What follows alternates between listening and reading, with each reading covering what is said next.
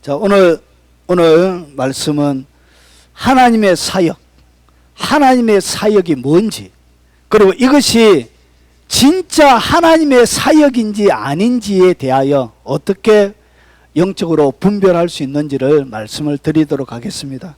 그리고 여러분, 교회를 옮길 때 듣는 수많은 저주들이 있을 것입니다.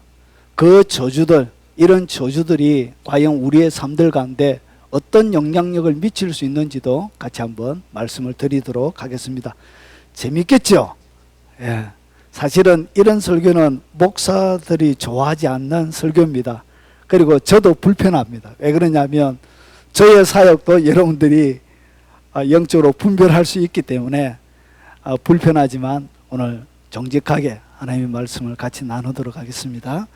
자, 하나님의 말씀입니다. 우리 같이 한번 읽어보겠습니다. 요한복음 10장 10절부터 12절입니다. 도둑이 오는 것은 도둑질하고 죽이고 멸망시키려는 것뿐이요 내가 온 것은 양으로 생명을 얻게 하고 더 풍성히 얻게 하려 하는 것이라.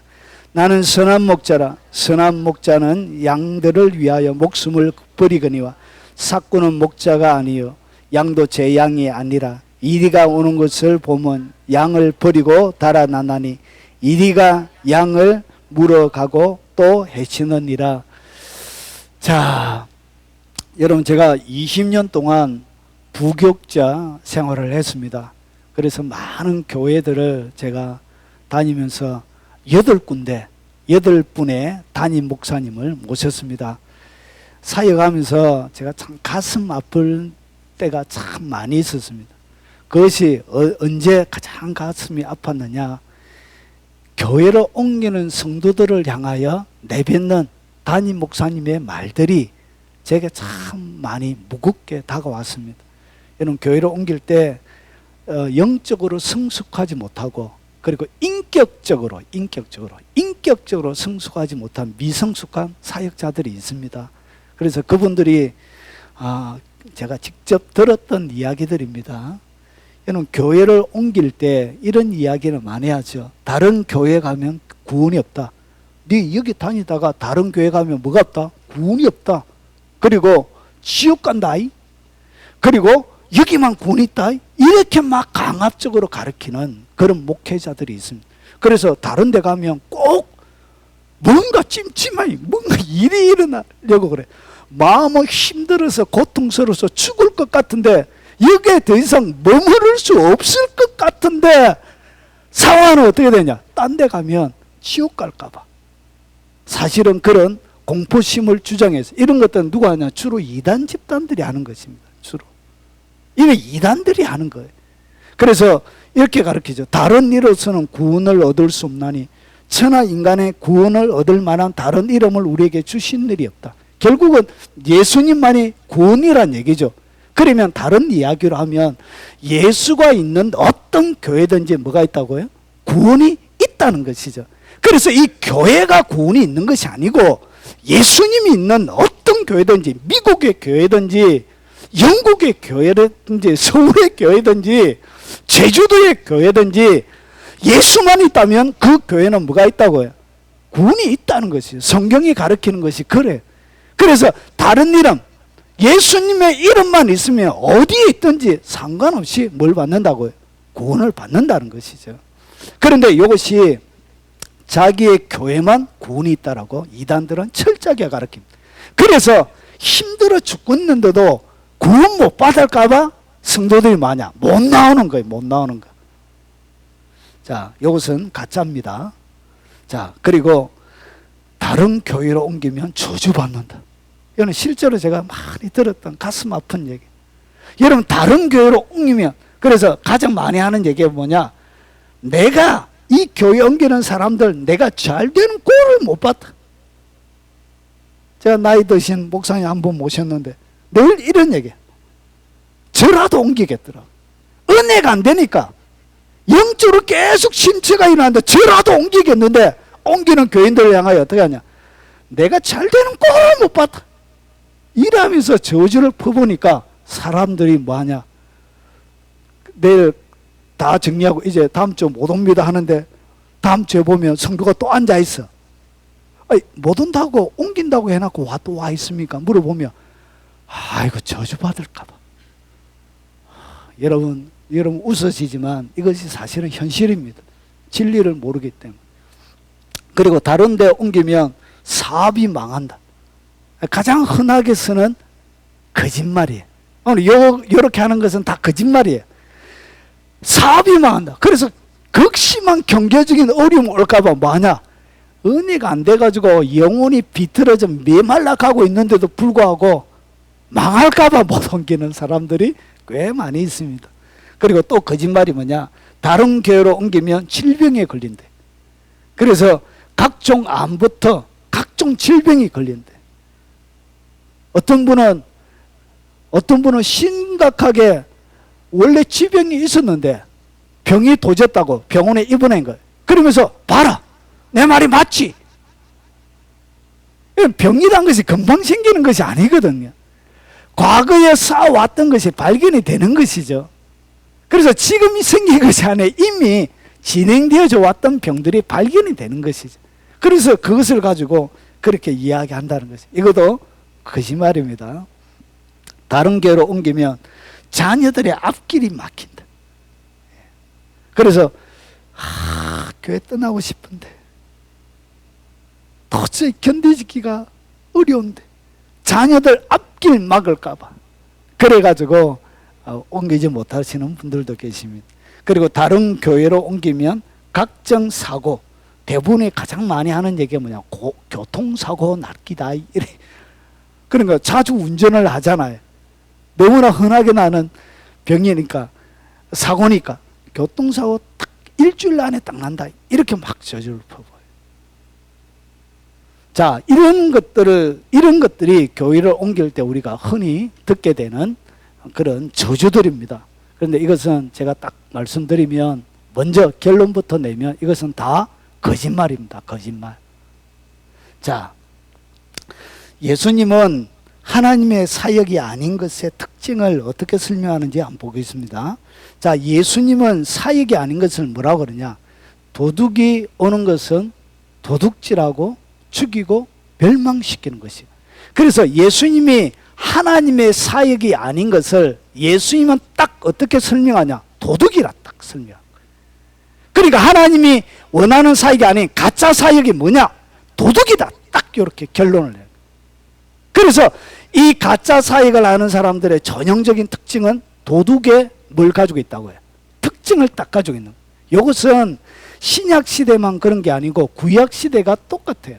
에스겔서 22장 25절에 보면 그 가운데서 선지자들의 반역함, 이 선지자들은 하나님의 말씀을 백성들에게 전해주는 사람이에요.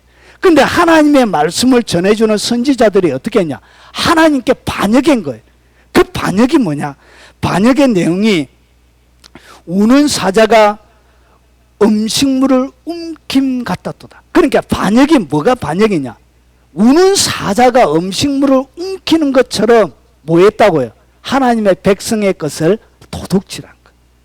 그러면서 보세요. 그들이 사람의 영혼을 삼켰으며 재산과 보물을 탈취하며 과부를 그 가운데 많게 하였습니다. 거짓말로 해서 전쟁을 일으켜서 남자들이 전쟁터에 가서 다 죽게 만들었던 거예요. 결국은 이 전형적인 이 거짓 선지자, 하나님의 사역이 아닌 그 사역의 특징은 뭐냐? 도둑의 특징을 가지고 있다는 거예요.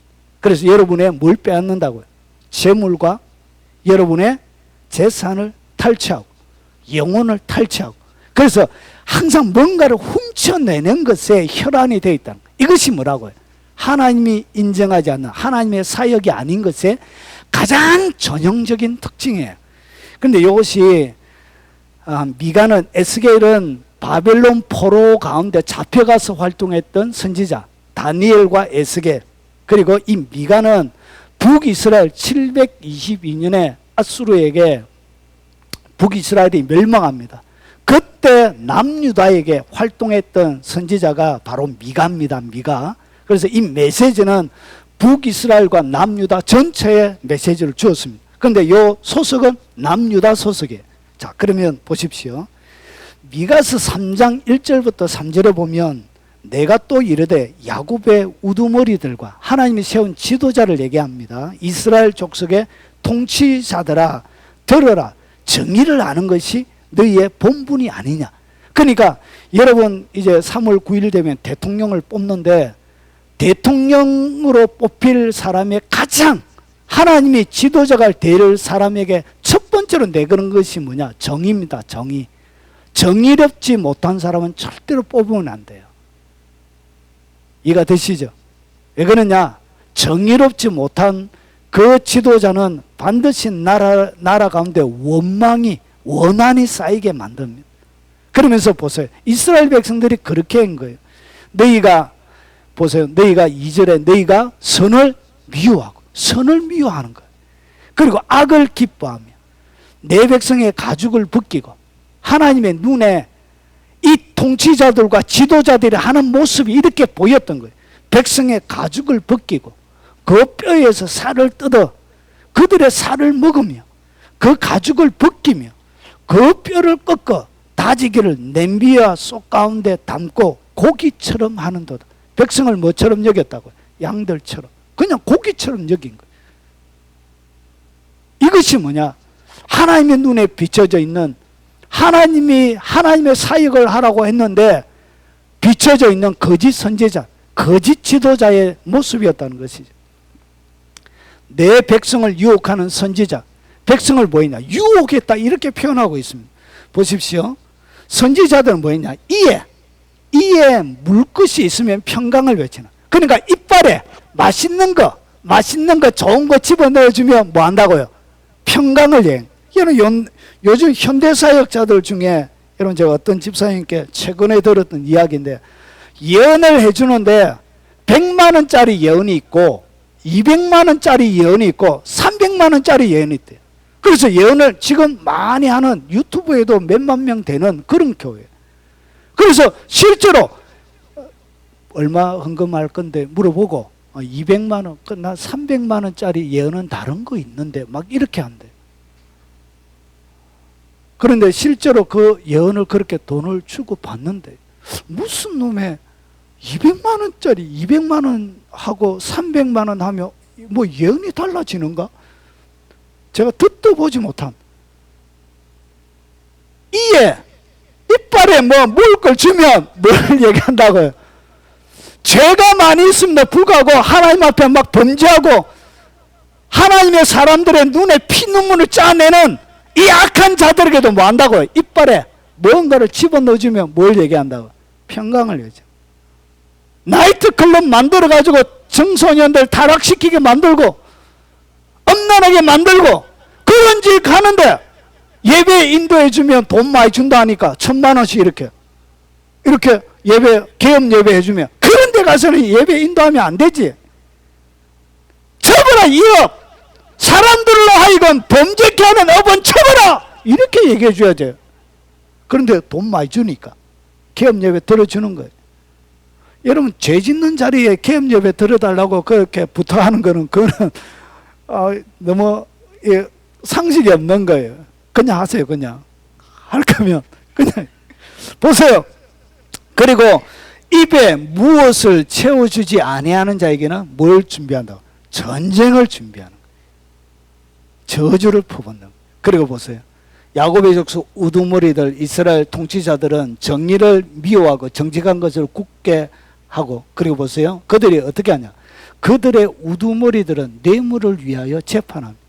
우리나라 상황 같죠? 비극이에요. 비극. 보세요.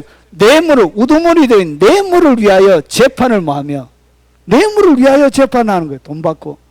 그리고 그들의 제사장은 삭을 위하여 교훈하고. 그러니까 하나님의 말씀을 전하는데 헌금 안 하면 교훈도 안 해주는 거예요. 이렇게. 아이고 참.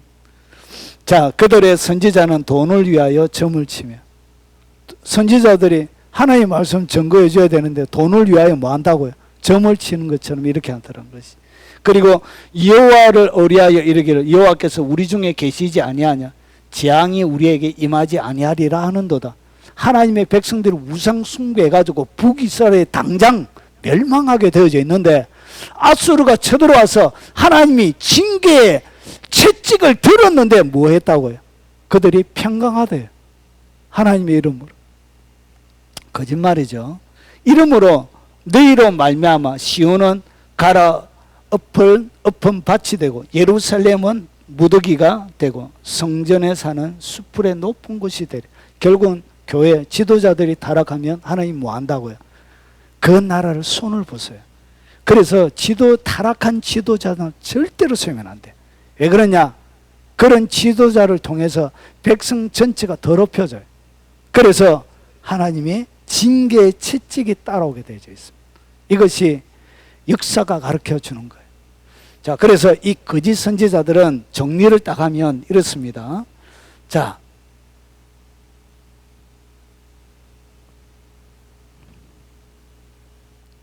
거짓 선지자들은 결국 뭐냐? 도둑입니다. 도둑. 거짓 선지자, 하나님의 사역이 아닌 것은 결국은 뭐냐? 도둑이란 것이에요. 이것이 하나님의 사역이 아닌 것을 설명하는 최고의 설명이에요. 결국은 그 사역이 뭔가 도둑처럼 여러분이 느껴진다. 그러면 그거는 뭐라고요? 하나님의 사역이 아니란 거예요. 자, 그래서 보세요. 도둑질합니다. 여러분이 그것을 막 도둑질합니다. 그리고 두 번째, 여러분 뭐하냐? 죽입니다. 어떻게 죽이냐? 영혼이 안 채워지니까. 이런 데는 항상 뭐가 하냐? 영적인 갈급함이 있습니다. 영적인 갈급함이 있으니까 사람들 속에는 뭐가 일어나냐? 원망과 불평이 일어나. 원망과 불평이 일어나는 순간 누가 침투해요? 악한 영들이 침투하는 것이죠. 그리고 나서 뭐가 일어나냐? 영적인 깊은 침체 가운데 계속 머물러 있게 하는 거예요. 이것이 뭐냐? 이것이 죽이는 거예요. 여러분은 이렇게 죽이게 만드는 거예요. 그리고 결국은 마지막으로 멸망으로 이끌어갑니다. 그래서 영적인 단절, 결국은 영혼의 죽음, 결국은 여러분을 뭐하게 하냐? 타락하게 만듭니다. 타락하게 해서 여러분에게 주셨던 구원이 없어지도록 이렇게 만듭니다. 이것이 하나님의 사역이 아닌 것의 특징이에요. 그리고 이들은 삭군입니다. 삭군. 전형적인 하나님의 사역이 아닌 것의 특징이 뭐라고요? 삭군의 특징을 가지고 있다. 자, 그리고 이리가 오면 양을 버리고 도망갑니다. 그리고 이리가 물어가고 또 해치는데 그냥 지켜봐요. 이것이 삭군의 전형적인 특징이에요. 그래서 이거 전체를 딱 정리하면 이렇습니다. 이러면 이 하나님의 사역이 아닌 것의 가장 큰 특징을 주님이 무엇으로 보여주냐? 돈을 밝히는 것. 돈을 밝히는 교회, 단체, 사역자는 하나님의 사역이 아니에요. 이것이 주님이 가르치는 하나님의 사역이 아닌 것을 가장 명확하게 가르치는 증거입니다. 그래서 앞에 보니까 선지자들은 뭐 했죠? 이빨에 뭘 집어넣어 줘야 되는 거예요. 재판장들은 싹을 위해서 재판하고, 그리고 제사장들은 돈을 받아야 뭐 해줬죠? 하나님의 교훈을 베푸는 거예요. 그래서 구약시대나 지금이나 하나님의 사역이 아닌 것을 가장 구분하는 최고의 기준은 뭐냐? 돈입니다. 돈을 밝히는 선교단체, 돈을 밝히는 어떤 것들도 그것이 모든 사역의 최고봉에 있다. 그것은 하나님의 사역이 아니에요. 그것은 하나님이 세운 사역자가 아닙니다. 그리고 사람들이 교회를 떠나지 못하게 하는 가장 큰 이유는 돈 때문에 그런 것입니다. 왜냐? 성도들이 내는 헌금 때문에 그런 거예요. 그래서 그의 영혼을 위하여 잡아주는 게 아니에요. 그의 영혼을 안전하게 천국까지 데려가려고 그를 교회에 남으라고 하는 게 아니에요. 그가 내는 헌금 때문에 그런 것입니다. 제가 노골적으로 말씀드립니다. 이런 것이 다 뭐라고요? 이것은 하나님의 사역이 아니에요. 그리고 이 하나님의 사역이 하나님을 빙자한 이런 사역들이 진행되어지면 결국은 여자들에게는 뭘 하냐? 성까지 딱 유린합니다. 육체를 유지는. 이런 대부분의 대한민국의 모든 이단들은 무엇으로 감금이 되죠? JMS나 이재력이나 모든 이단들의 전형적인 그런 특징들은 무엇으로 딱 감금이 되냐? 성으로 딱 넘어집니다. 모든 이단들의 하나님이 세운 사역자들이 아닌 모든 전형적인 사역의 마지막은 성으로 딱 가게 되죠. 그리고 이런 단체의 특징은 뭐냐? 항상 사람들을 지배하려고 그럽니다. 그래서 다른 의견을 다른 의견을 내는 사람을 적그리스도의 영이라 얘기하고, 다른 말을 내는 사람들을 거역의 영이라고 이야기합니다. 그래서 충고를 받아들이지 않습니다. 그래서 사람을 항상 어떻게 하냐? 지배합니다. 지배하고 사람을 통제합니다. 그리고 감시합니다. 감시. 무섭게. 어떤 분이 저희 교회 최근에 오셨던 한 교회에 다니다가 오셨는데 자기를 감시하더래. 사람들 세워가지고 자기가 어디에 다니면서 무슨 말 할까봐 자기를 뭐 하더라고요? 감시하더래. 감시. 무슨 이런 특징을 가지고 있는 교회에 여러분이 다니고 있다면 떠나시기 바랍니다. 그것은 하나님의 사역이 아니에요. 그리고 결국은 마지막은 여러분을 딱 구속시켜요. 그리고 자유가 없이 살아가게 만들어요. 이것은 성경은 뭐라고 얘기하냐? 도둑이라 그래요. 도둑. 이것을 도둑이라 그래요. 그래서 어떤 교회든지 여러분을 구속하거나 여러분을 지배하거나 통제하거나 감시하는 그런 교회가 있다면, 거기만 구원이 있다고 가르친다면 그것은 뭐라고 해요? 하나님의 사역이 아니에요. 그래서 그들이 하는 모든 이야기들은 귀담아 들을 것도 없어요. 그냥 딱 듣고 나서 귀를 씻었어요. 비누칠 열심히 해가지고 귀를 막 씻어요. 이렇게 떨쳐버려야 돼요. 자, 그리고 나서 보세요. 여러분, 제가 교회 헌법 하나를 말씀드리겠습니다. 이게 교회마다 어떤 교단이든지 뭐가 있냐? 헌법이 있습니다. 헌법. 성경 다음에 권위가 있는 것이 바로 헌법입니다. 헌법에 보십시오. 저희는 대한여수교 장로회 합동측입니다. 그래서 헌법 2014년도 10월 22일 판입니다. 148페이지에 보면 이 헌법의 원리, 1장이 원리예요.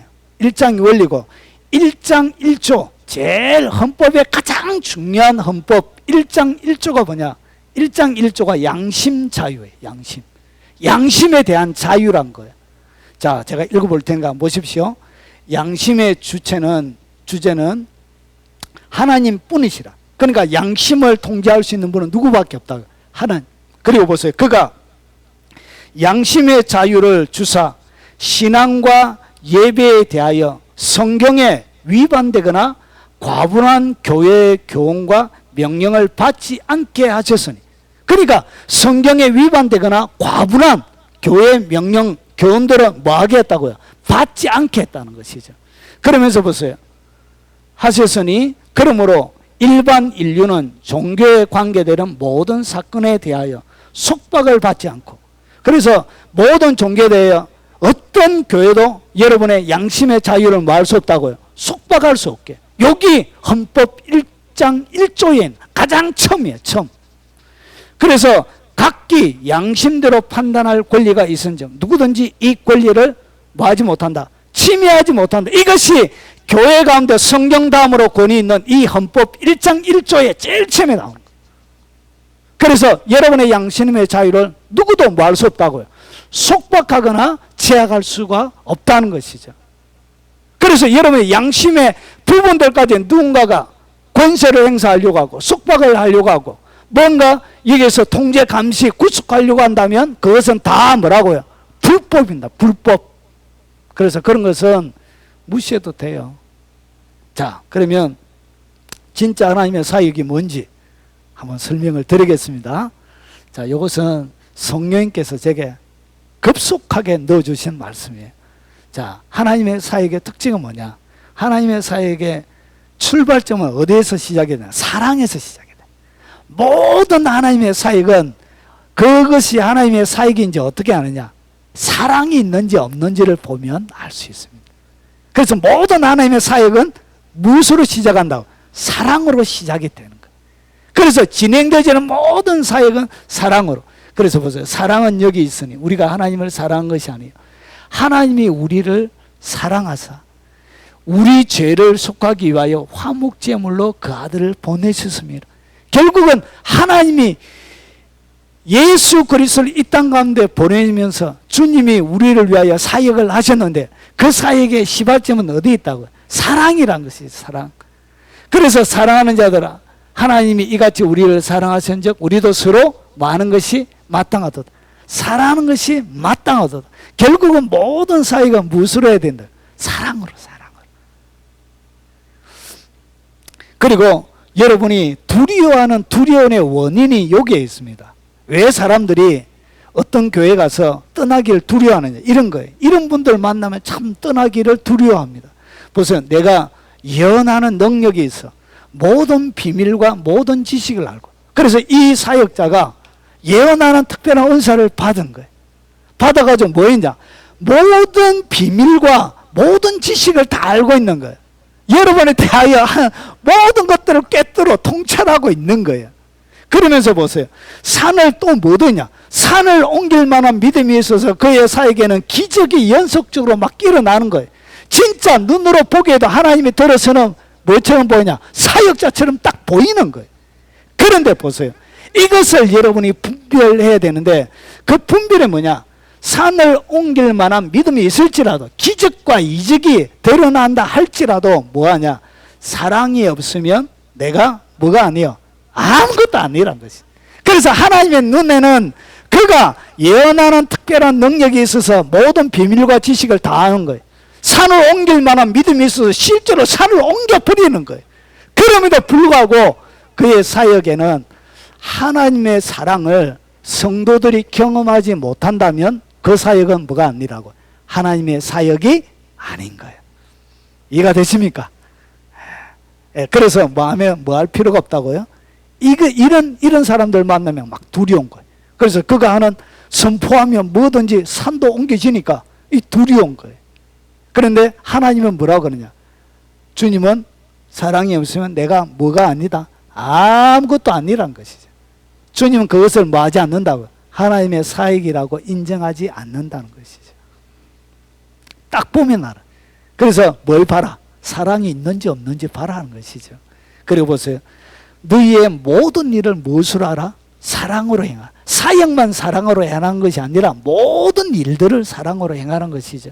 그리스도 예수 안에 할례나 무할례나 효력이 없이되 사랑으로 역사하는 믿음. 믿음도 어떻게 역사한다고요? 사랑으로 역사가 되는 거예요. 하나님의 모든 사역은 어떻게 되지냐?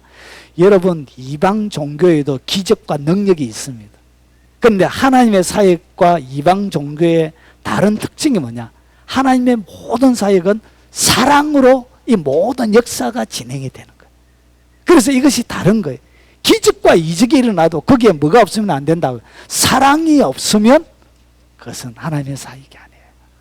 이렇게 딱 분별하면 되는 거예요. 오직 사랑 안에서 참된 것을 하여 범사에 그에게까지 자랄지라. 결국은 사랑이 없는 사람은 예수님 앞에 뭐 할 수 없다고요. 범사에 그에게까지 자라갈 수 없습니다. 그가 기적과 이적 능력이 드러나도 그는 뭐 할 수 없다고요. 주님의 영역까지 자라날 수가 없는 거예요. 그 사람은 뭐가 아니라고요. 장성한 자가 아니란 거예요. 그래서 그가 하는 모든 이야기도 장성한 자의 이야기가 아니기 때문에 무시해도 아무런 상관이 없는 거예요. 자, 그리고 이 사랑으로 해야만이 뭐가 있냐? 형제여 성도들의 마음이 너로 말미암아 평안함을 얻고, 결국은 사랑으로 해야 뭐가 일어난다고? 평안함이 생기는 거예요. 하나님의 사역을 딱 받고 난 다음에 평안함이 안 생기면 그것은 하나님의 사역이 아닌 거예요. 그리고 뭐가 일어나냐? 사랑으로 많은 기쁨이 일어나.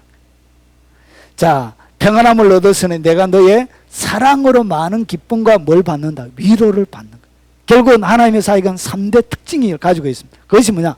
평안이 찾아오고, 그리고 많은 기쁨이 오고, 그리고 뭘 받게 되어진다고요? 위로를 받게 되는 거예요. 이것이 하나님의 사역의 특징이에요.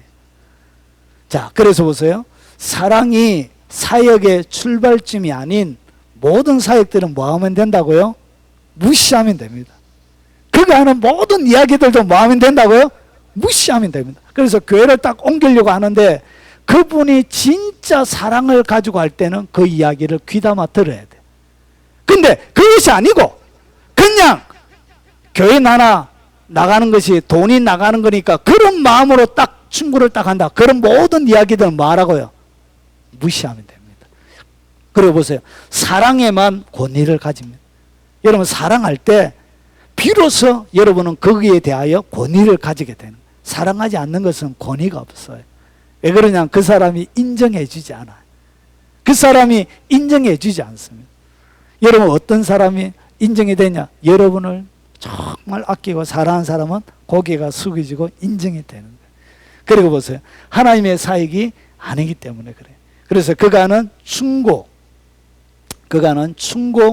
그리고 그가는 권면, 예언, 모든 것들을 다 뭐 해야 된다고요? 무시하면 됩니다. 자, 그리고 하나님의 사역의 두 번째 특징이 있습니다. 자, 이것은 뭐냐? 하나님의 사역은 자유를 줍니다. 속박하거나 구속하거나 통제하거나 이렇게 하지 않습니다. 하나님의 모든 사역에는 뭐가 있냐? 자유가 있습니다. 진리를 알지니 진리가 너희를 뭐하리라? 자유케 하리라. 그래서 하나님의 말씀은 자유의 도구예요. 하나님의 모든 말씀, 이 선포되어지는 모든 말씀은 여러분의 삶들 가운데 뭘 주냐? 자유를 줍니다. 그런데 이 하나님의 말씀이 이 자유를 주지 않고 하나님의 말씀을 속박의 도구로 사용하는 사람들이 있습니다. 여기에 가면 어떻게 하면 뭐 된다, 잘못된다, 막 이렇게 패가 망신한다 하면서 말씀을 가지고 속박의 도구로 쓰는 거예요. 말씀을 가지고 구속의 도구로 쓰는 거예요. 말씀을 가지고 통제의 도구로 쓰는 거예요. 말을 잘 듣지 않는 한 교인이 있었습니다. 사역할 때. 참 제가 가슴 아프던데, 말을 잘 듣지 않는 교인, 하나님 앞에는 그분이 참 예쁘게 제가 보였습니다. 그런데 이상하게 그분은 목자의 지팡이 아래로 들어가지 않는 것은 양이 아니래요.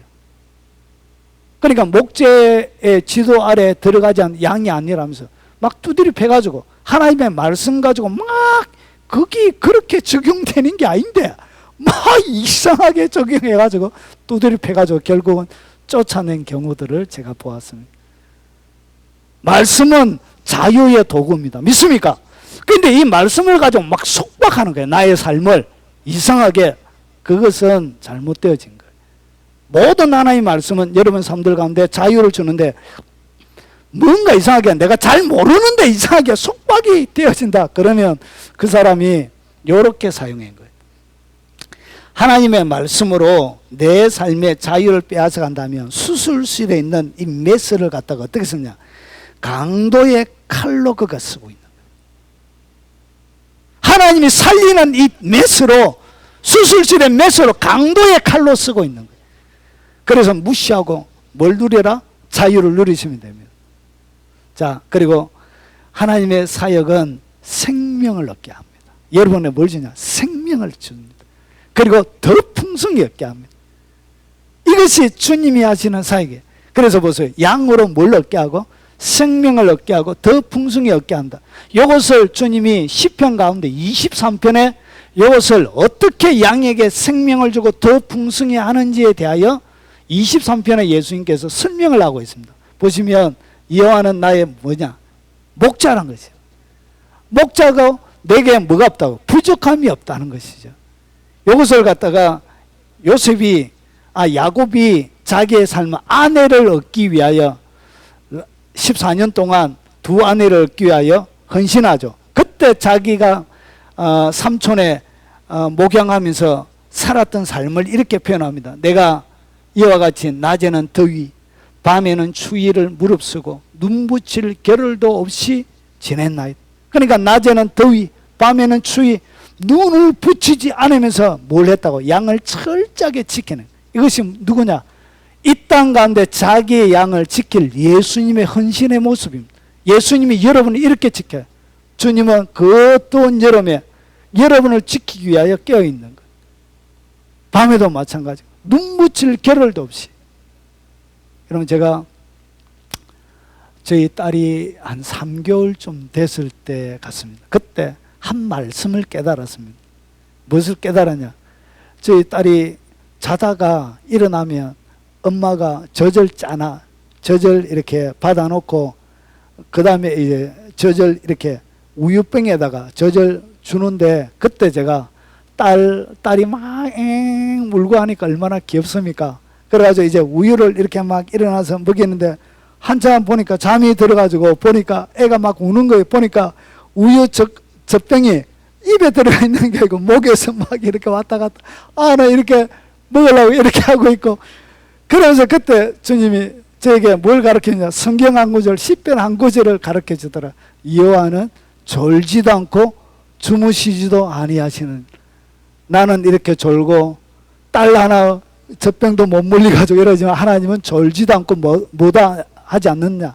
주무시지도 않는다는 것이죠. 그렇게 하나님의 사람을 만약 지킨다는 것이죠. 그래서 목자란 것은 어떻게 하냐? 이렇게 지켜서 부족함이 없도록, 그의 삶들 가운데 부족함이 없도록 목자가 이끌어 간다는 것이죠. 그래서 목자가 내일은 어디에 가서 이 풀을 뜯길지, 이 양들을 푸른 초장 풀만한 실만한 물가로 딱 데려다 놓고 그 다음에 내일은 어디 가서 먹일지 위에 동산 위에 올라가서 살펴봐요.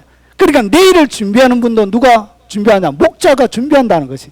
그래서 이 목자는 양이 살찌는 걸 좋아하는 거예요. 양이 건강하고 이 땅 가운데 와서 어떻게 하냐? 그리고 그를 푸른 풀밭에 막 누이고 쉴만한 물가로 인다는 것이죠. 그래서 예수님께서 이 땅 가운데 오신 것을 이렇게 누구든지 목마르거든 내게로 와서 마시라. 마시게 되지만 그 배에서 생수의 강이 흘러나오리라. 결국은 하나님의 역사 사역에는 예배를 드리고 딱 가면 뭐가 있냐? 시원함이 있는 거예요. 그냥 속이 시원한 거예요. 왜 그러냐? 생수를, 하나님의 말씀에 생수를 먹으니까 속이 그냥 시원한 거예요. 그래서 이 목자는 어떻게 하는지 이렇게 이끌어가요. 이 목자는 양을 항상 이끌어가는 방식이 뭐냐? 양이 푸른 풀밭 쉴만한 물가가 있는 대로 이끌어가요. 그러면 교인들이 떠나가면, 저희 영상에는 목사님들이 많이 들으시는데, 교인들이 떠나가면 막 저주하지 말고 축복해서 보내고, 그리고 여러분의 꼴을, 여러분의 이 목양의 밭을 뭐 하면 되냐? 이렇게 만들면 된다. 풀밭으로 만들면 양들은 주님이 그렇게 옮긴다는 것이죠. 그래서 목자는 어디로 옮기냐? 양들을 푸른 초장 쉴만한 물가로 누가 옮기냐? 예수님이 옮기는 거예요. 성도가 옮기는 것은 성도 자체가 옮기는 것이 아니라 자기 양이 빼삭 말라 비틀어서 고통과 절망 가운데 고통당하는 것을 누가 보지 못하느냐? 목자가 못 보는 거예요. 우리 하나님이 못 보는 거예요. 그래서 힘들어 지쳐서 부족함으로 그의 삶을 살아가는 것을 목자가 못 보는 거예요. 목자가. 이 약한 삭군과 같은 목자들 가운데 고통당하고 있는 양들의 그 아우성들을 하나님이 못 보는 거예요. 이것은 하나님이 옮기는 거예요. 하나님이. 여러분의 삶들을 그렇게 옮겨가는 것입니다. 그래서 양들에게 푸른 풀밭 쉴만한 물가로 인도하시는 분은 목자인 주님이 하시는 거예요. 결국은 성도들이 옮기는 것은 누가 하는 거예요? 주님이 하시는 거예요. 축복하고 보내야 합니다. 꼴이 없는 불모지에 옮기는 것은 죄가 되거나 저주받을 이유도 아닙니다. 꼴이 없어서 쉴만한 먹을 물도 없어가지고 그 길을 옮기는 것은 그 죄가 아니에요. 그것은 잘못하는 것도 아니에요. 꼴이 없을 때 양들은 반드시 주님이 뭐 한다고 해요? 꼴이 있는 대로 옮긴다니까요. 목자가 돼가지고 쉴만한 물가로 푸른 초장으로 옮긴다고 주님이. 그래서 옮기는 것에 대하여 뭐하라? 자유하라. 우리 교회에서도 자유하라. 여러분 가실 때 저에게 말씀하십시오. 축복하고 제가 보내드립니다. 할렐루야. 예. 예, 큰 교회면 못하지만 개척교회라서 이렇게 할 수 있는 겁니다. 예. 한 사람, 두 사람, 한 사람 한 사람이 귀하지만 이것이 주님이 하시는 사역의 원리이기 때문에 그래요. 그러면 안 떠나가게 하려고 하면 뭐 하면 되죠? 교회가 꼴이 풍성하게 넘치도록 만들면 가라고 해도 안 갑니다. 아, 제발 좀 가세요. 아, 자리가 없어가지고 도저히 안 되겠어요. 좀 가주세요. 이렇게 해도 목사님 가라는 얘기는 하지 마세요. 이렇게 남아 있습니다. 이것이 영적인 원리란 거예요. 영적으로 안 채워질 때는 옮기십시오. 예. 자, 그래서 보세요. 좀 더 가면 주님은 어떻게 인도하냐? 내 영혼을 소생시켜. 영혼을. 주님이 여러분 교회 가운데 오면 뭘 소생시킨다고? 여러분의 영을, 침체되었던 영을 소생시켜. 이것은 누가 하냐? 주님이.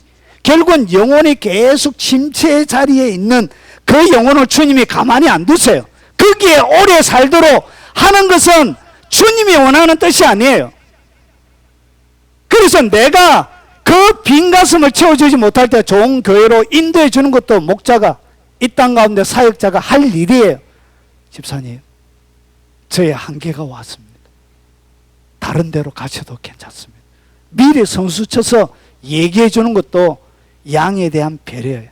주님이 그런 목자를 귀하게 보시는 거예요. 주님이 바라보는 것처럼, 주님이 소중하게 여기는 것처럼 그 양을 그렇게 소중하고 귀하게 바라보는 그 눈, 그런 눈을 가진 사람을 하나님이 귀하게 보시는 거예요. 그래서 영혼을 주님이 뭐하냐? 소생시켜 침체되어 있던 여러분의 삶을 끌어올리는 거예요. 그것뿐만 아니에요. 여러분에게 뭐가 있냐? 자기 이름을 위하여 의의 길로 인도하시는데, 여러분은 하나님의 자존심이 걸려져 있습니다. 여러분이 이 땅 가운데 침체 가운데, 여러분이 불행 가운데 사는 것은 주님의 이름이 걸려져 있습니다. 결국은 하나님의 이름이 걸려져 있는, 하나님의 자존심이 걸려져 있는 아주 심각한 문제예요. 그래서 주님은 거기에 대하여 뭐하냐? 책임을 지시는 분. 그래서 그분은 의의 길로 인도하겠다 이렇게 해놓으신 거예요. 그래서 그를 침체 가운데, 불평과 불만 가운데, 절망 가운데 살아가 있는 그를 의의 길로 주님이 인도하고 있는데, 거기에다가 저주를 퍼붓는 그것들은 도대체 누구예요?